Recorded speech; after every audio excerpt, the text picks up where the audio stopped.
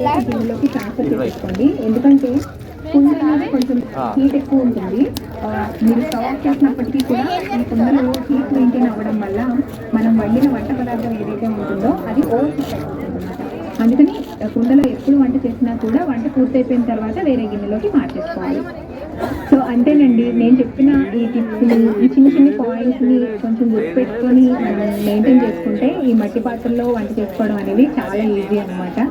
And అలాగే maintain చేసుకోవడం కూడా చాలా చాలా ఈజీ. బట్ ఏంటంటే కొంచెం జాగ్రత్తగా పడిపోకుండా, చేయి జాగ్రత్తగా చూసుకుంటే సరిపోతుంది. ఈ వీడియో మీకు హెల్ప్ అయింది అనుకుంటున్నానండి. వీడియో నచ్చితే కనుక తప్పకుండా లైక్ చేయండి. అలాగే మీకు తెలిసిన వాళ్ళకి డెఫినెట్గా షేర్ చేయండి. ఎందుకంటే ఒక మంచి హెల్దీ ప్రాసెస్ కాబట్టి, ఈ మట్టి కుండల్లో ఉండే విధానం అనేది మంచి హెల్దీ ప్రాసెస్ కాబట్టి మీకు తెలిసిన వాళ్ళకి ఈ వీడియోని షేర్ చేయండి. మళ్ళీ నెక్స్ట్ వీడియోతో ముందుకు వస్తానండి. అంతవరకు మన